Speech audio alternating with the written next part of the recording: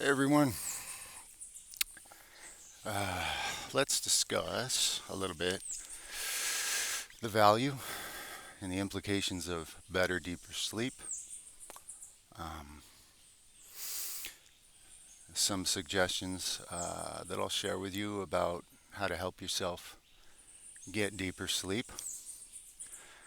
Um, and at the end, maybe we'll even do some breathing together. A lot of people have been asking a lot of questions because I spoke a little about doing some breath work in the morning.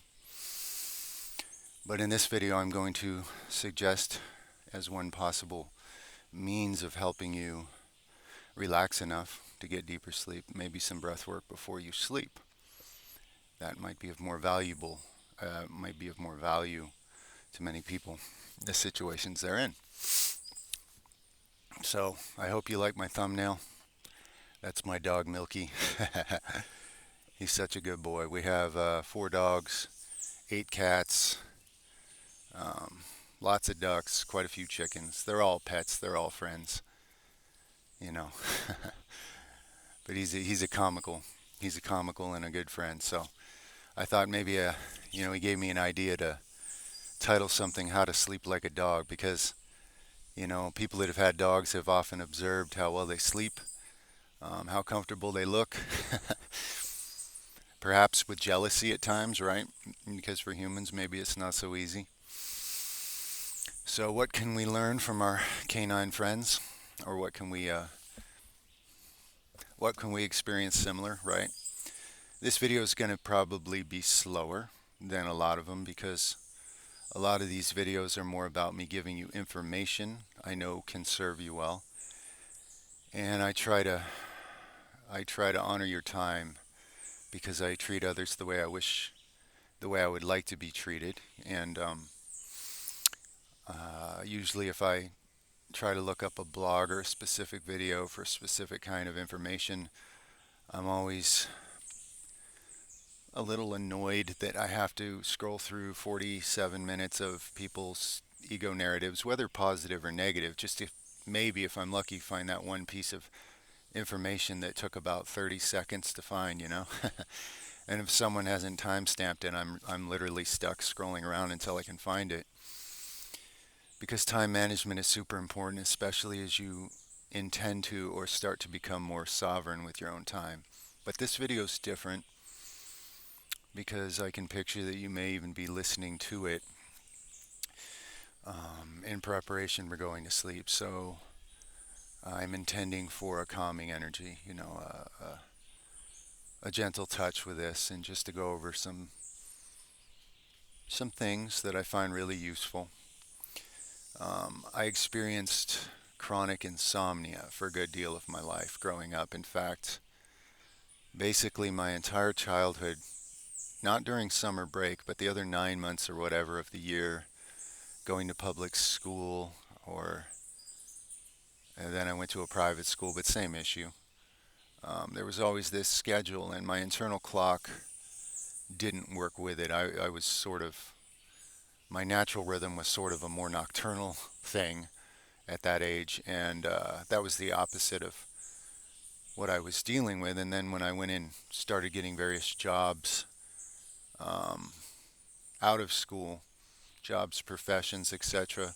Most of those also involved a schedule, and the insomnia was one of the most troubling things I think that people deal with. It is kind of underestimated how much of a cost it has on you. And I remember laying there in bed, knowing that I'm not sleeping, knowing that I'm running out of time to sleep, and knowing how punishing the next day would be because the compound effect of it kept being more and more punishing. And of course, that stress and the mind doing what the mind does, you're running out of time to sleep, go to sleep, which of course made it impossible. So the narratives of the mind is one of the issues here. And so I'll suggest an element that can help you, um, some possible lifestyle changes that can help. And like I say, maybe we'll just do some breathing together towards the end. So you'll see that when I'm talking about breath work, I'm not selling a book and trying to make it look like some powerful, superior, you got to do it a certain way. Not at all. Really, it's for me, I just do what feels right because at some point I'll start slipping into what you might call a flow state or something where there's no more thought. And yet, in that state, when I've forgotten that I'm a person, I've forgotten all the conditioning of what you think you are when you're having the human experience.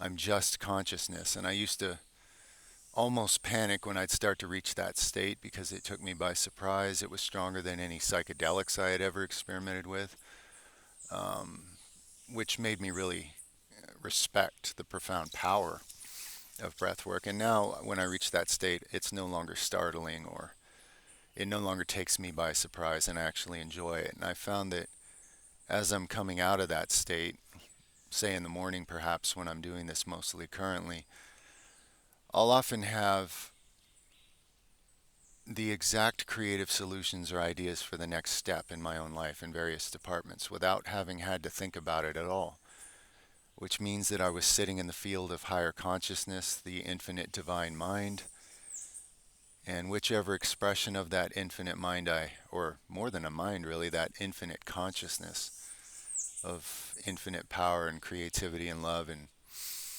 when I'm sitting in that presence, I'm given the information. It doesn't come in words, sometimes images, sometimes feelings, but it's not really any of that. It's more. And as I'm slipping back into my pragmatic mind, which you could even relate to being ego consciousness, the one that you use to navigate basic choices and communications um, in your daily life, I find that I was given the creative ideas or inspirations for which step is next on various projects or aspects of life, or a solution to someone I'm hoping to help with a certain thing. So it's really profoundly valuable. But another thing, of course, that can help someone go to sleep and get deeper sleep is deeper relaxation. And in the box below, you'll find some information about some of these things I'm talking about today.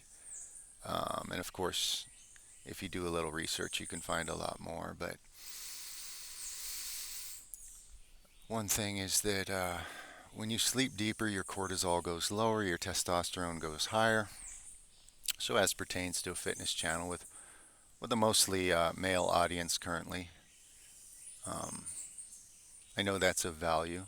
Granted, if you're female, of course, sleep is just as important for you and for your functional, empowering hormone balance and so forth. So, um,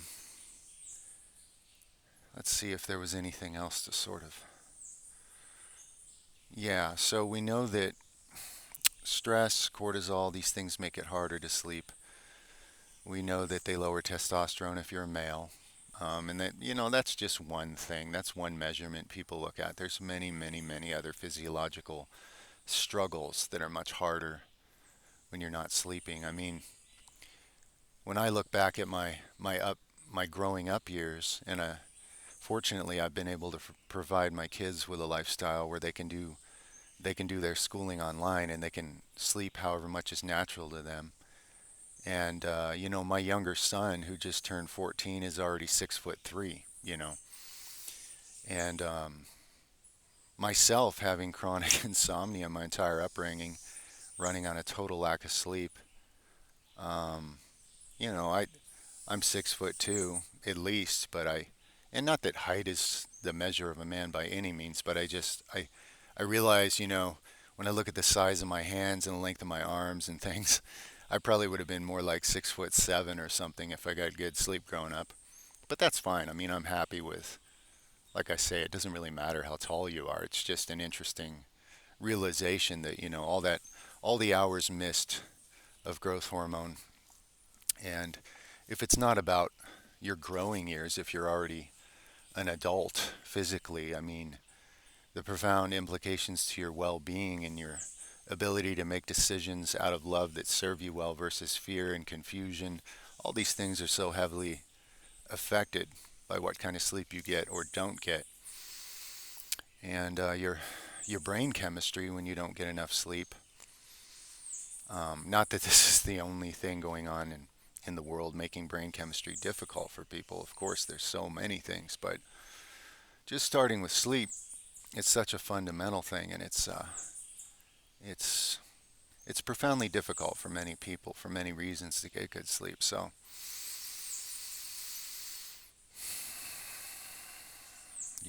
the idea of the content here is to be of value, to give things to others that I would want given to me. If I could go back to my own younger years and have some way to give this to myself, or even now, I mean, sleep is just as important now as it ever was. Fortunately, I've got sovereignty over my own time, so if I have a night of, where I don't sleep much, I don't even stress anymore. I go with it, I accept it for what it is, I see what's going on. I go through the process, I look for the value in what I'm experiencing in my consciousness, whether it's comfortable or not. Because I know in the morning, if I'm just wrecked, of course, I can get some more sleep if I need to. My family will cover me on the basic things going on in the homestead, and we all do that for each other. So it's a wonderful blessing, and it's a wonderful contrast. And there's a lot of value in contrast, having been through some of the worst of something and then later some of the best. Um, the clarity from the contrast, of course, um, makes a stronger impression on a person. So they value what they've gleaned from their experience more, perhaps, right? So let's start with an elemental thing that helps a great deal. And this has so many profound health impacts and benefits, and it's something really, really lacking, and that is magnesium. Magnesium catalyzes well over 300 biological functions in your body, all of which are very important. And it's chronically lacking in society partially from most of the food chain being grown in soils that were depleted 100 years ago and keep having a little bit of um, chemical sort of synthetic mineral put on it, enough to make a new crop, but that new crop is entirely lacking all the trace elements. It's lacking hundreds of things that also serve you well and need to be there for things to function holistically. So in other words, just because it looks like an orange and tastes somewhat like an orange, if you're able to look at the electromagnetic energy in it or some of the mineral levels or other things, there's a very big difference between a depleted orange and a truly rich one grown in like healthy, rich, alive soil that's being fed by things that are always feeding back into that soil. And of course, that parallels what's going on with the human body. Now, if you're saying, well, I don't eat oranges anyway, I only eat animals, you know, mm, remember that those animals are all fed from the same things. This is all just the same chain. All things are connected. So, magnesium is the relaxation mineral, and your body needs magnesium among many other things, which I just mentioned. It needs magnesium to provide the kind of energy that it actually takes to relax. And maybe that's not a way people are used to thinking about relaxing, because you might think of relaxing as a complete lack of energy or a turn off of energy, but it's not true at all. The many things going on in your body when you're actually relaxed, just because you're still, doesn't mean a lot isn't happening. In fact, the most profound things in life are found by going inward, and that usually requires some sort of stillness or at least peacefulness. Also, the most profound things in life are not what you see on the outside, but what can potentially be seen by going inward. So, magnesium is the elemental, one of the biggest elemental imbalances or lacks that people are dealing with. And I know from lots of personal experience that when I start high dosing magnesium, the profound relaxation and the deeper sleep I get is immediately evident. Even though I'm in a situation in life where I don't have to worry about when I get up, my philosophy of life, my spiritual well-being, you could say. I'm trying to find words for things that don't necessarily always translate very well to words, but even though all those things are better than they've ever been, when I'm physically lacking magnesium, which I deplete through sweating profusely all the time, I basically live in a sauna. That's one of the wonderful things about living here is you live in a sauna, but of course that depletes magnesium and certain other minerals very rapidly. People that think a lot, which if you look at society, people are literally trapped in an intense loop of constantly overthinking. All that nervous system strain burns out a lot of magnesium. And then when that catalyst is missing from so many other physiological processes in the body, all these things occur that are diagnosed or labeled this and that, and you're given synthetic drugs to cover up the symptoms so you can manage it or whatever. But of course, the cause isn't being addressed, and it may sound overly simple to many, but I would not be sharing it if it wasn't of profound use and therefore something that, like I say, I would want someone to share with me if I wasn't aware. So, as far as what magnesium to use and utilize, I've linked a product below in the information box that is what I use. It is not the tastiest. There are many forms of magnesium with all kinds of flavors and so forth, and I have experimented with different products, some which tasted really good, but they never gave me nearly the same effect, even from internal consumption. So I choose this elemental basic earth magnesium. I can afford a lot. You can afford a lot for what it is. Buy it in bulk. If you need to find a way to flavor it, so be it. But all that said, the product I've linked below, I do consume it internally. I'll take if I have a large meal in my stomach, I can probably get away with a tablespoon because you can really only absorb so much magnesium internally at one time without giving yourself what's a nice family friendly kind of a peaceful term for this? Well, like diarrhea, basically. It'll really wash you out. It's really good for curing constipation. But if you're trying to get good sleep, of course, that's going to interrupt it if you overdo it. So the idea is not to try to megadose magnesium internally, just to learn where your threshold is, how much you can take, to have a nice balance to how fast things are going through your intestines, not too much, not too little. And then an even bigger hack, or if you want to call it that, is magnesium oil, which is a funny name because it's not actually an oil, but it does tend to feel a little bit oily on the surface of your skin. And the product I've linked below is perfect for creating magnesium oil. It's very simple. You just put a bunch in water, and it's very water soluble. You can look up formulas and people's opinions on how much. I know that everyone is sort of addicted to numbers and being told what to do, like what's the magic formula. I found that you can put incredible amounts of this elemental magnesium in water, up to the point where it hurts to put it on your skin. It stings and burns, and if you get it in an open wound, which I always have all over me, that really stings. It doesn't actually hurt you, but it burns.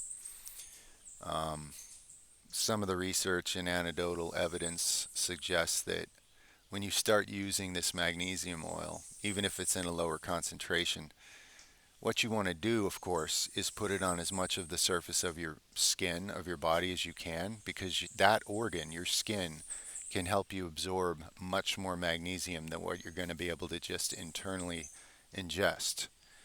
They are two different pathways, and I recommend both for the best result.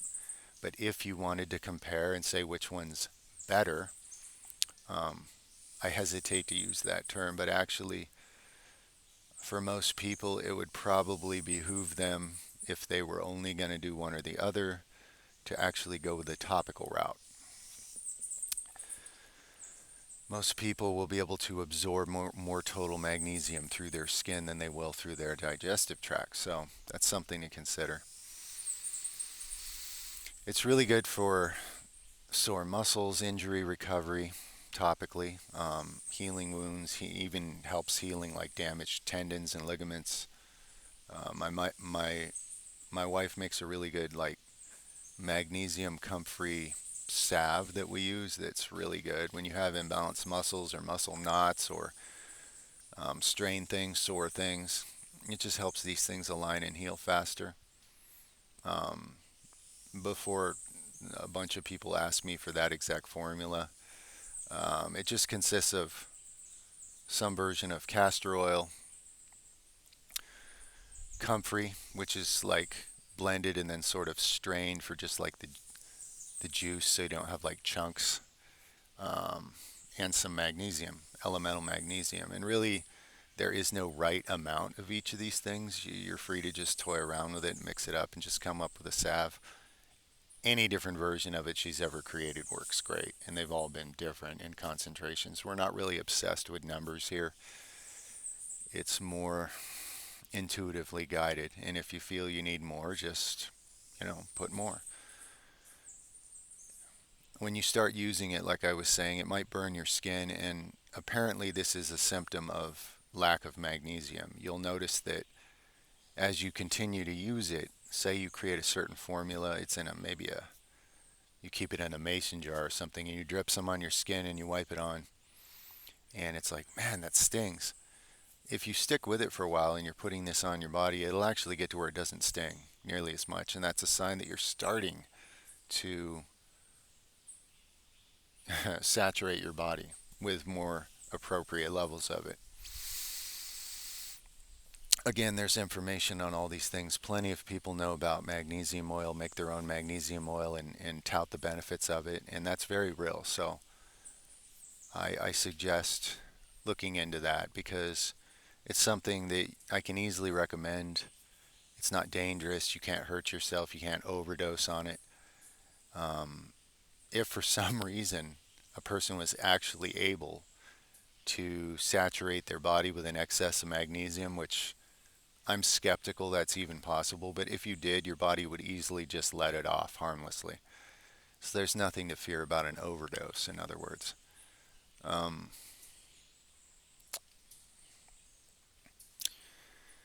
it improves your skin. It improves, like, some people put it on their scalp to stimulate hair growth, because, again, it's a catalyst for other enzymes, other proteins, other things to do what they do, you know.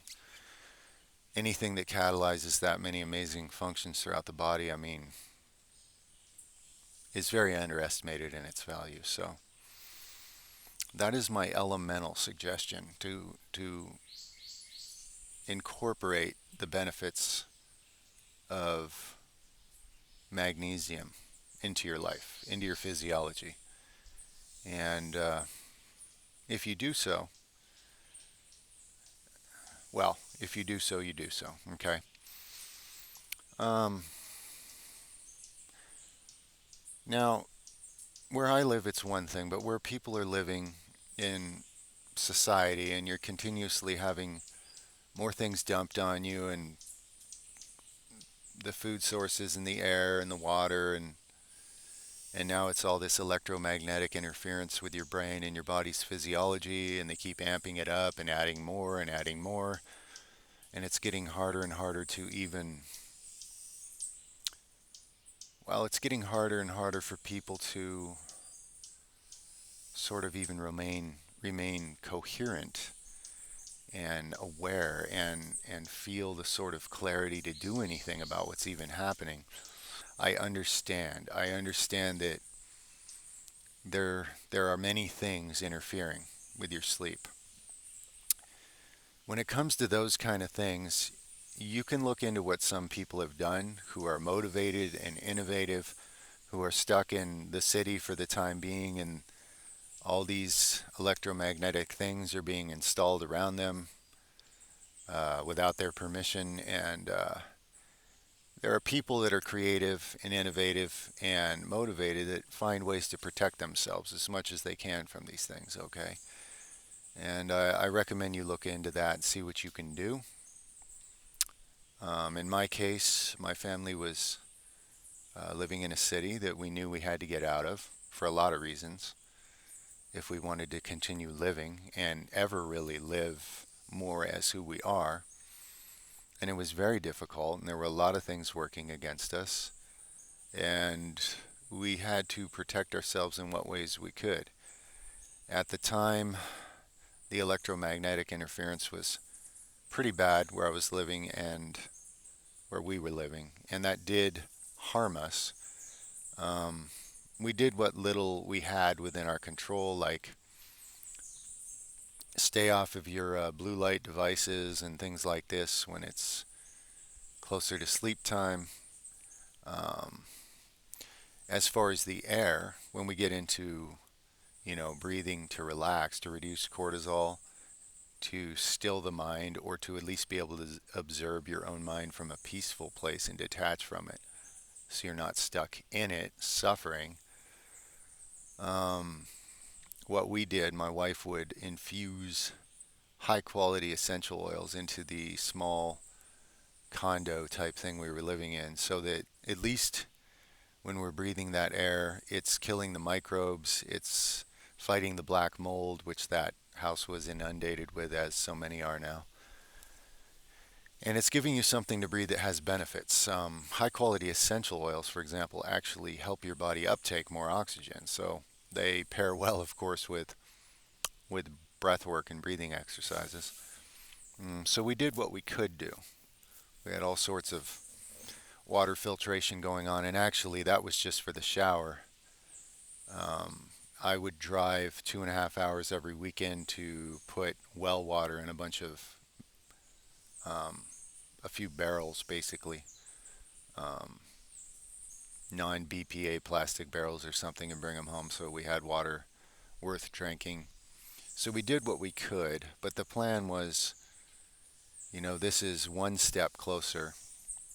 It's not the goal, it's not the end. We're basically strengthening ourselves and preserving ourselves well enough to survive long enough to make the exodus we need to make. So whether that's your plan to truly change and to truly get your life sovereignly into your own hands or not, you can at least protect yourself from a good deal of what's going on. And it really does make a big difference, and it is worth the effort.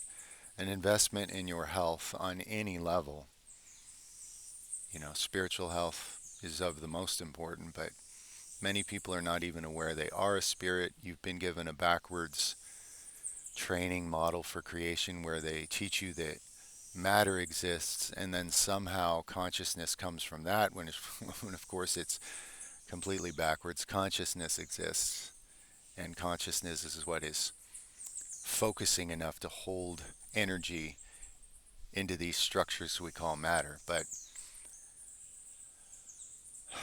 the point is, protecting of your well-being on any and all levels, any kind of improvement empowers you a little more towards a better improvement, right? And progress is progress. If one continues to progress towards something better, they will get to something better, okay? It's just kind of a directional thing in that sense. So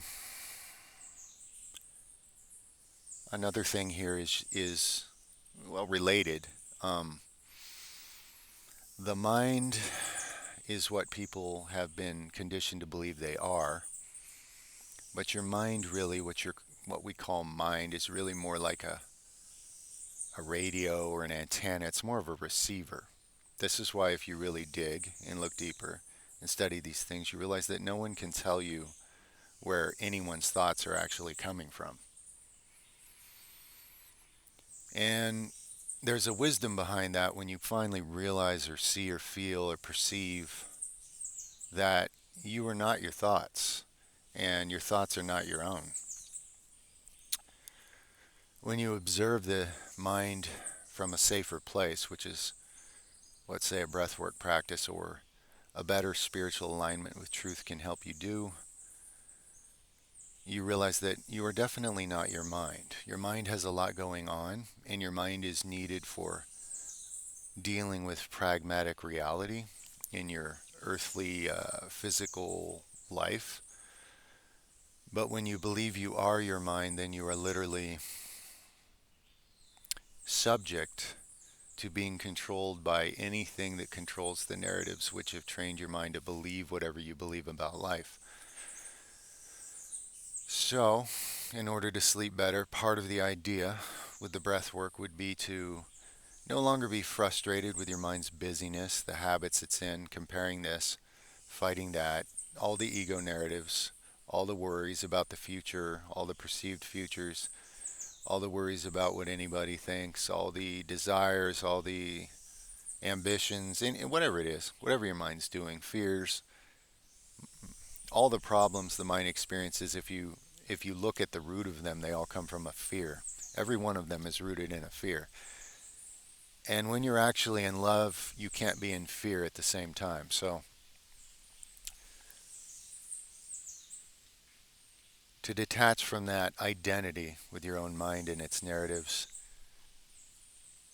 seems terrifying to people that haven't done it because they think they're going to lose themselves. But what you would ultimately find is that that isn't you. And you're much better off knowing that and being free from it. Otherwise, the mind will constantly make you suffer and cause you to make others suffer if you really identify as being your own mind. So, relaxation, lowering of cortisol, the physiological relaxation that magnesium allows you to experience much easier. And then a practice that you develop if you care to do the inner work,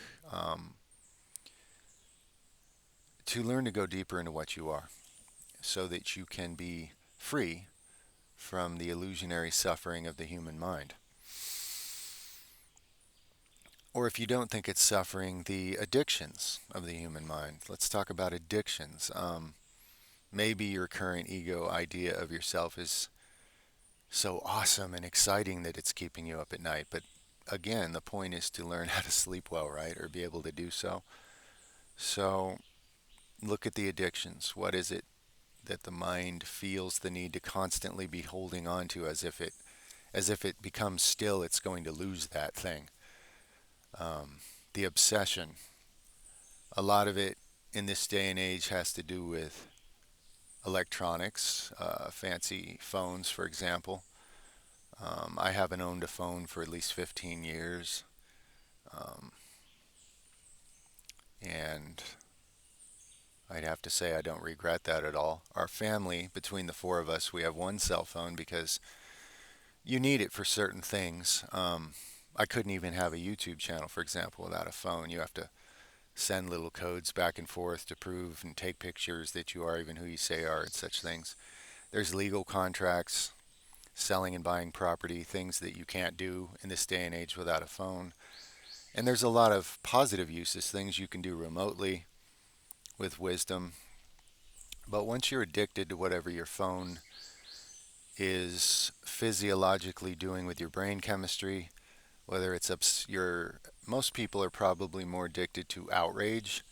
I think ever since the early radios that people started to have in their homes, um, it was figured out that things that cause an outrage are what get you that airtime. It gets everybody listening. So you can see in the modern world the way things are titled, the way people approach looking at a topic, that it's not about wisdom or healing or freedom. It's 99% about just keeping you always being outraged about something or someone or yourself or whatever it is, because that's a strong addiction and it makes somebody a lot of money, gives somebody a lot of influence, and people living in ego crave control.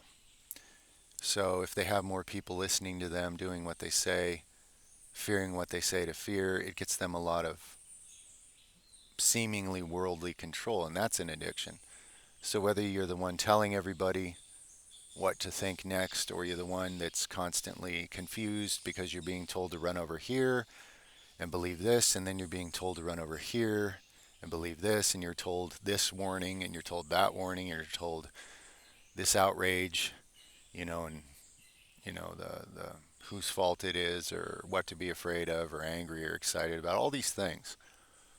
The airtime, the attention that's being gleaned, the energy that's being taken from you and given to whatever it is that's causing that manipulation. These things are all divisive and manipulative. So if you set a standard for yourself, like, well, I'll use these electronic devices for what's productive for me, and I'll set boundaries, of course, on how much I let myself just be stuck, in this never-ending swirl of an echo chamber. I mean, that can help because in the last few years, if you think about it, social media has gone from, and these are just arbitrary numbers, but it's something like this. It's gone from what seemed to be maybe 95% pretentious to probably 99% pretentious because of the whole AI thing. I don't know how philosophical to go with this. I'll try it and I'll trim it out later if it doesn't work for everybody, but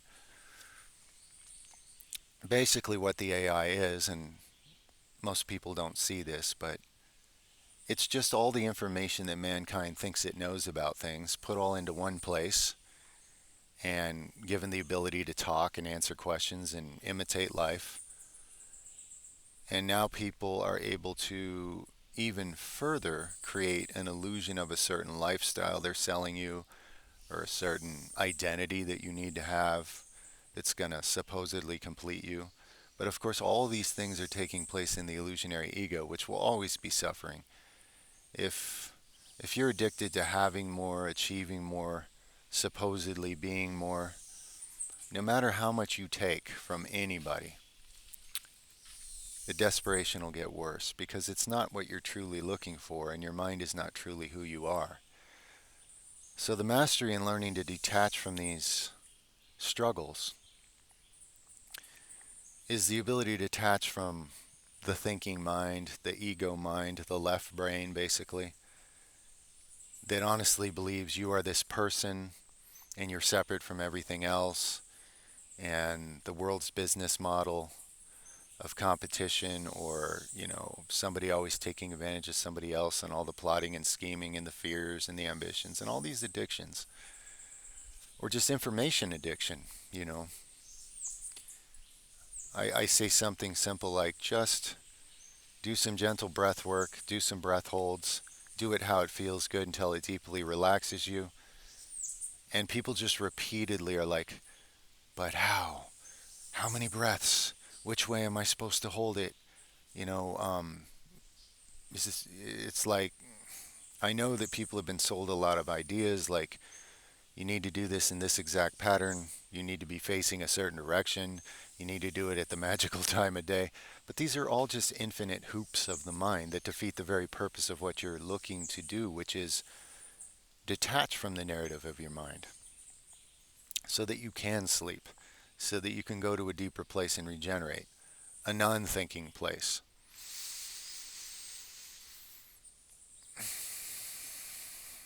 So at the end of the day, quite literally, unless you're taking a nap in the morning or something, but at the end of the day, to let go of all these things and realize that you are none of them.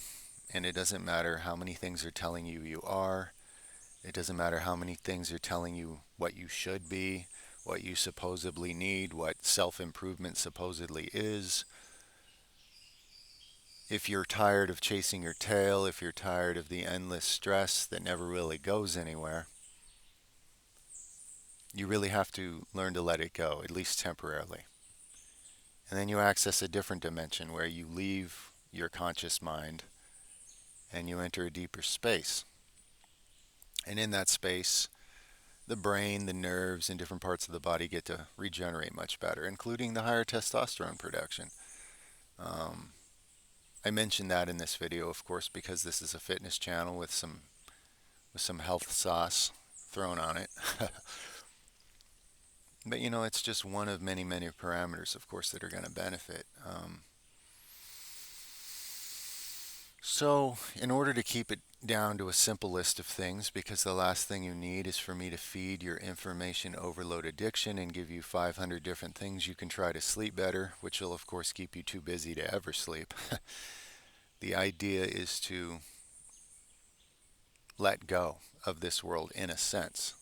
Let go of the narratives. You can observe them. Your mind is not necessarily going to just obey you, especially not at first.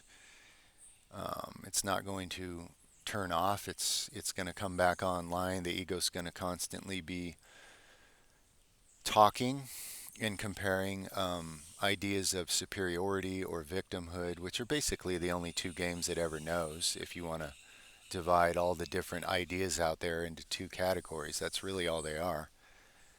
And those narratives can keep you up at night, to say the least, right? So there's a yin and a yang, you might say. The part of you that thinks, oh, I'm never going to achieve my goal or be enough or whatever, that doesn't let you sleep.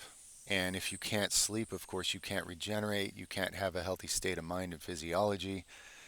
So, whatever it is you really need to express in life when you start to go deep enough to discover your true self, if your battery is so depleted that you can't even relax, and that's again back to the magnesium connection, um, you know, if you can't do that, if you don't have the physiological energy type to even relax, um,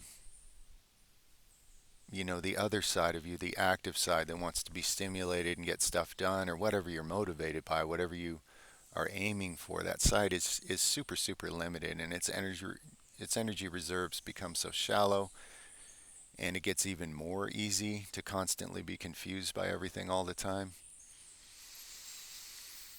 So, I guess that's enough talking in a video about not letting the mind's talking keep you awake, right?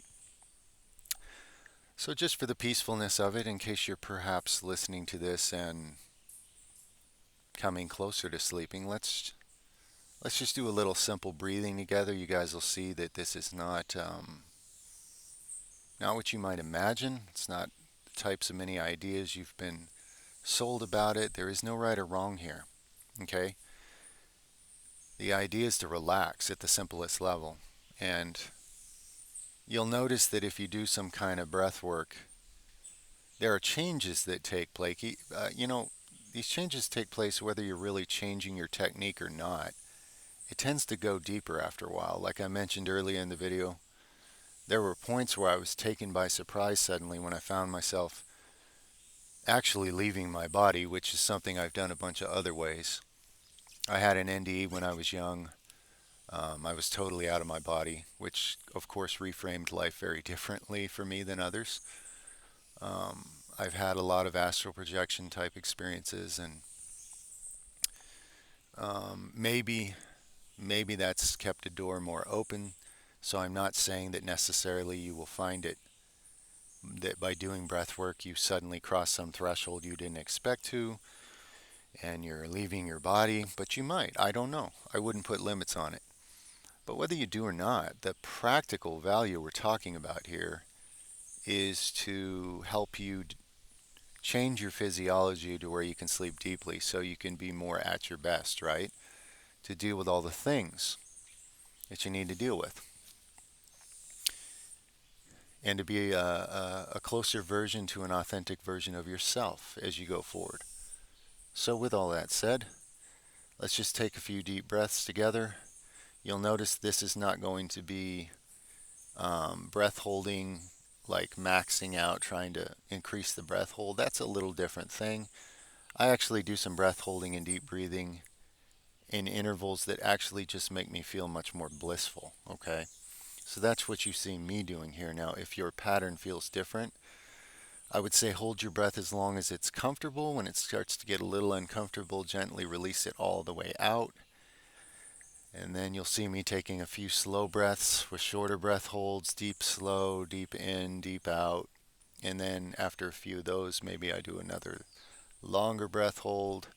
This is just what I've instinctively done for me, okay, that I find profoundly relaxing. Again, your pattern, your ideal pattern would come from relaxing and not overthinking and possibly not thinking at all.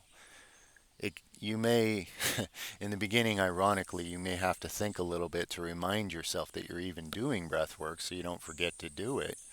But at a certain point, when it sort of sinks into the subconscious and becomes a practice, you no longer have to sit there and tell yourself, okay, breathe in, okay, hold it, okay, let's let it out, okay, let's take a few breaths. It gets to a point where there's no words anymore necessary. And then it gets even more relaxing and it starts to go deeper. So again, it's not about external things. It's not about looking at what someone is doing from the outside and trying to do what you see them doing. It's about feeling what's happening with you and and being kind to yourself. Use your breath work just to be kind to yourself, okay? Um, because that's going to help you get off to sleep a lot better than some practice that you think is rigorous or you're trying to achieve something. You're not. You could almost say you're trying to unachieve something in order to go to sleep. All right, let's just breathe together and relax for a minute here.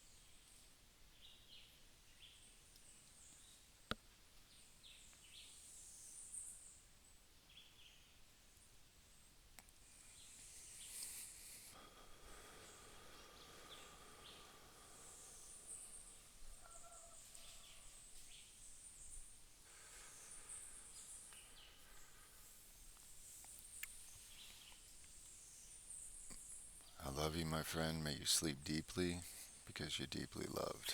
Sleep like a dog.